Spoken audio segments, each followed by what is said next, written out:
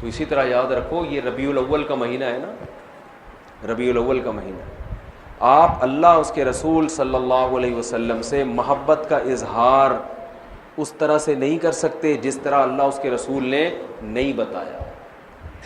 ربیع الاول میں صحابہ کرام نے یہ کچھ کیا یا نبی نے یہ کچھ کیا جو آج ہو رہا ہے بھائی؟ میں ایک ٹیکنیکل دلیل دوں، دیکھو نبی صلی اللہ علیہ وسلم کا جو یوم ولادت تھا نا، پیر کا دن تھا۔ کون سا دن تھا؟ پیر کا دن۔ یہ تو صحیح احادیث سے ثابت ہے۔ اب سوال پیدا ہوتا ہے کہ یوم ولادت کیا عید کا دن ہو سکتا ہے کہ نہیں ہو سکتا؟ بہت سے لوگ کہتے ہیں یوم ولادت کیا ہے؟ عید کا دن ہے، عید میلاد النبی کہتے ہیں نا۔ تو ہم اللہ اس کے رسول سے پوچھتے ہیں کہ یا رسول اللہ صلی اللہ علیہ وسلم آپ بتائیے کہ آپ کا ولادت کا دن کیا عید ہو سکتا ہے کہ نہیں ہو سکتا؟ تو مسلمانوں کے ہاں دو طرح کی عیدیں ہوتی ہیں، ایک بڑی عیدیں اور ایک چھوٹی عیدیں۔ ایک عید الفطر، عید الاضحیٰ، یہ سال میں عید الفطر بھی ایک دفعہ اور عید الاضحیٰ بھی ایک دفعہ۔ یہ اس میں ہم نماز پڑھتے ہیں، نہاتے ہیں، دھوتے ہیں اور مصلی کی طرف جاتے ہیں، ایک دوسرے کو مبارکبادیں دیتے ہیں، جانور ذبح کرتے ہیں، ساری دنیا میں یہ منائی جاتی ہے۔ کیا خیال ہے؟ اور ایک ہفتے میں ایک ایسی عید ہے جو ہر ہفتے ریپیٹ ہوتی ہے، جس کو جمعے کا دن کہا جاتا ہے، یہ بھی چھوٹی عید ہے۔ یہ بھی کیا ہے؟ اس میں بھی کچھ عید کا لک اللہ نے ڈالا ہے، اس میں بھی خطبہ ہوتا ہے، اور عید الفطر اور عید الاضحیٰ میں بھی کیا ہوتا ہے؟ خطبہ۔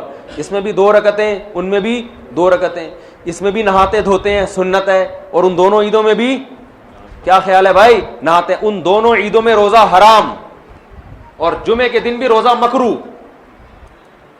خاص جمعے کو مخصوص سمجھ کے روزہ رکھنا حدیث میں اس سے منع کیا ہے۔ کسی کا چھٹی کا دن ہے یا اس کو آسانی ہے تو ایک الگ بات ہے، اس نیت سے روزہ رکھنا کہ آج جمعے کا دن بڑا دن ہے تو میں اس لیے روزہ رکھ رہا ہوں، اس کی حدیث میں ممانعت ہے۔ تو پتہ چلا عید کا لک آیا کہ نہیں آیا اس میں؟ اب مجھے ایک بات بتاؤ، یہودیوں کے لیے مقدس دن اور وہ عید جو ہر ہفتے ریپیٹ ہوتی ہے، وہ کون سا دن تھا ہفتے کا؟ یہودیوں کے بعد عیسائی دنیا میں آئے، عیسائیوں کے لیے کون سا ہوا؟ اتوار۔ تو ہمارے لیے کون سا ہونا چاہیے؟ پیر ہونا چاہیے تھا نا۔ جمعہ کہاں سے بول رہے ہو بھائی؟ ہم اور لیٹ آئے تو ہمارے لیے کون سا ہونا چاہیے تھا؟ پیر، اور وہ نبی کا یوم ولادت بھی تھا۔ لیکن نبی کا یوم ولادت تھا، اس لیے اللہ نے پیر کو نہیں رکھا، ریورس کر دیا جمعے کو، تاکہ لوگ یوم ولادت کو عید سمجھنا نہ شروع کر دیں۔ بہت مشکل ہے بھائی، پشاور میں بات سمجھانا بہت مشکل ہے، بہت مشکل ہے۔ آ رہی ہے الحمدللہ، میں ویسے چھیڑنے کے لیے کرتا ہوں، وہ تو کراچی میں بھی سمجھ میں نہیں آتی کسی کو۔ یہ جملہ میں کراچی میں بھی بولتا ہوں، لاہور میں بھی بولتا ہوں۔ وہ غیرت دلانا مقصد ہوتا ہے کہ بولے یار اتنی آسان بات ہمیں سمجھ میں نہیں، کیسی بات کرو، ایک دم بوجھ میں سمجھ میں آ رہی ہے، جوش میں آ کے بولتے ہیں، پھر آتی ہے سمجھ میں۔ کچھ مسائل غیرت کے ہوتے ہیں۔ اب آپ بتاؤ کتنی زبردست لاجک کی بات ہے کہ ہونا پیر کا دن چاہیے تھا، لیکن اور وہ یوم ولادت بھی تھا، لیکن اس کو کیا کر دیا؟ ریورس۔ اتنا کافی تھا اس امت کو سمجھانے کے لیے کہ نبی کا یوم ولادت میں عید نہ بنانا، اتنا کافی تھا، لیکن نبی نے ایک اور کام کیا۔ شاید نبی کو معلوم تھا، اللہ نے بتا دیا تھا کہ یہ امت باز نہیں آئے گی، تو نبی نے ایک اور کام کیا کہ پیر کو آپ نے روزہ رکھا۔ صحیح بخاری مسلم کی حدیث ہے۔ صحابہ نے پوچھا آپ روزہ کیوں رکھتے؟ فرمایا میرا یوم ولادت ہے۔ عید کے دن روزہ رکھنا جائز ہے؟ کیا مطلب؟ روزے کا عید کا جو تھوڑا سا بھی تصور تھا نا یوم ولادت میں، اس تصور کے بالکل کھرچ کے جڑ سے خاتمہ کر دیا کہ روزہ اور خوشی کا دن جمع نہیں ہو سکتے، اور آپ پھر یوم ولادت کو یوم عید کہہ رہے ہو۔ تو یہ وہ کوشش ہے جو اخپل کوشش ہے، یہ اللہ اس کے رسول کی بتائی ہوئی کوشش نہیں ہے۔ خوشی میں کھایا جاتا ہے، روزے نہیں رکھے جاتے۔ ہمارے نبی روزہ رکھے، تبھی آپ دیکھو سعودی عرب میں سب عرب اکثر روزہ رکھتے ہیں پیر کے دن، سنت ہے، ہمارے یہاں رواج نہیں ہے۔ جمعرات کا بھی رکھتے ہیں، پیر کا بھی۔ پیر کا جمعرات کا تو کسی بھی وجہ سے رکھ لیا، لیکن پیر کا اس لیے رکھا کہ یوم ولادت ہے میرا۔ تو خوشی میں کھانا کھایا جاتا ہے۔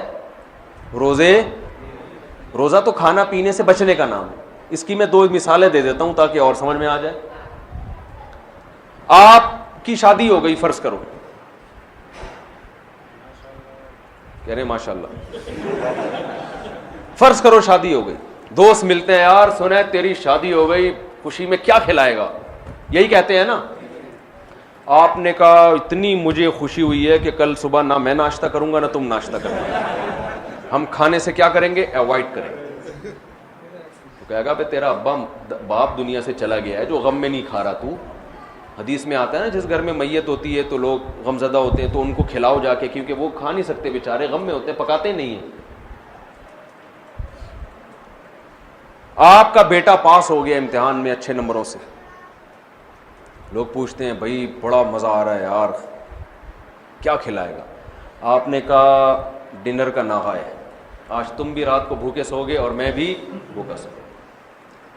تبھی عید کے دن روزہ نہیں ہے بھائی. روزہ اور عید ایک دوسرے کے بالکل اپوزٹ ہیں, ضد ہیں. ہمارے نبی نے یوم ولادت میں روزہ رکھ کے بتا دیا کہ آج کا دن عید نہیں ہو سکتی. اور ایک اور بات, مسلمانوں کی عیدیں عید الفطر اور عید الاضحیٰ رات میں ہوتی ہیں صبح ہوتی ہے؟ بولو نا بھائی. کرسمس صبح ہوتی ہے رات کو ہوتی ہے؟ رات میں. اسلام میں عیدیں صبح کے وقت میں رکھی گئی ہیں کیونکہ رات میں انسان شراب کباب کی طرف جانے کا خطرہ, عیاشی کی طرف, رنگ رلیوں کی طرف جانے کا خطرہ زیادہ ہوتا ہے, بتیوں کی طرف جانے کا خطرہ زیادہ ہوتا ہے. تمیز سے نہیں مناتا وہ. صبح بدتمیزی سے عید منائی نہیں جا سکتی صبح کے ٹائم میں, ہے بھائی. صبح تو نہا دھو گے نماز پڑھے, جمعے کو بھی دن کی روشنی میں رکھا گیا, جمعہ رات میں نہیں رکھا گیا. اسلام کے سارے تہوار کب ہو رہے ہیں؟ اور عید میلاد النبی صبح منائی جاتی ہے یا رات کو؟ جوش و خروش آتا ہے رات کے وقت, بتیاں, پھر ناچ گانے بھی ہونے لگے. آج کل تو کیک کاٹنا شروع ہو گئے, بریک ڈانس شروع ہو گیا معذرت کے ساتھ. کوئی ناچ رہا ہے, کوئی نبی کی محبت میں ناچ ناچ کے گر گیا نیچے, ہے جی, پتہ نہیں کیا کیا کر رہے ہوتے ہیں. یہ وہ کوشش ہے جو آپ کی اخپل کوشش ہے, یہ اللہ رسول کی بتائی ہوئی کوشش نہیں, بلکہ اللہ رسول اس کے خلاف بتا رہے ہیں. سمجھتے ہو بات کو کہ نہیں سمجھتے ہو؟ تو چھوڑ دو یہ سب کچھ. تو اللہ نے قرآن میں کیا فرمایا؟ پہلی شرط نیت آخرت, دوسری شرط کوشش بھی کرے, تیسری شرط کوشش بھی اپنی نہیں بلکہ آخرت والی کوشش, چوتھی شرط وَهُوَ مُؤْمِنٌ, توحید پرست بھی ہو, ایمان بھی ہو. کفر کے ساتھ یہ نیکیاں قبول نہیں ہے. کافر اگر اللہ کو راضی کرنے کے لیے کروڑوں لوگوں کو کھانا کھلائے, دنیا میں اجر مل جائے گا, آخرت میں کوئی اجر نہیں ملے گا. تبھی غیر مسلم میت کے لیے دعا نہیں کر سکتے, زندہ کے لیے کر سکتے ہیں, غیر مسلم تو مر گیا تو اس کے لیے دعا کی بھی, ریسٹ ان پیس بھی نہیں کہہ سکتے اس کو آپ, جو مر گیا. آج کل لوگ کہہ رہے ہوتے ہیں اس کی روح کو اللہ جو ہے نا امن میں رکھے, بس اللہ نے پابندی لگا دی. تو وَهُوَ مُؤْمِنٌ, ایمان. کیا مطلب؟ مزار پرستی یہ ایمان ہے یا شرک ہے؟ شرک ہے. یہ ندا لغیر اللہ, صرف یا اللہ مدد چلے گا اللہ کے ہاں, اور کوئی نعرہ اللہ کے ہاں قابل قبول نہیں. ہم کہتے ہیں ایاک نعبد و ایاک نستعین, صرف تجھ سے تیری عبادت کرتے ہیں اور مدد صرف, یہ صرف کا لفظ بھی لگا ہوا ہے اس ترجمے میں, کیونکہ مفعول بھی جو آبجیکٹ ہے نا اس کو پہلے کر دیا.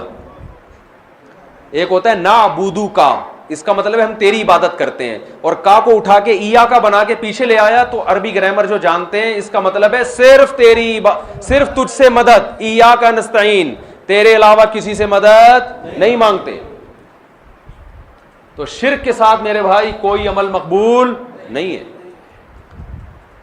تو یہ 4 باتوں پر آپ عمل کریں گے تو فَأُولَٰئِكَ كَانَ سَعْيُهُمْ مَشْكُورًا, اللہ فرماتے ہیں ان کے تھوڑے پر بہت زیادہ دوں گا میں. یہ تھوڑا کریں گے, اجر وہاں بہت زیادہ. اور ان پر عمل نہیں ہوا تو دنیا تو آپ واہ واہ کر لے گی, بڑا پروٹوکول مل جائے گا, کوئی کیا بن جائے گا, کوئی کیا بن جائے گا, آخرت میں زیرو. جیسے پہاڑ ہوتا ہے نا راکھ کا, دیکھنے میں بڑا لگتا ہے, پھونک مارو پورا پہاڑ اڑ جائے گا وہ. تو اللہ سے دعا ہے کہ اللہ ہمیں آخرت کی تیاری کی توفیق عطا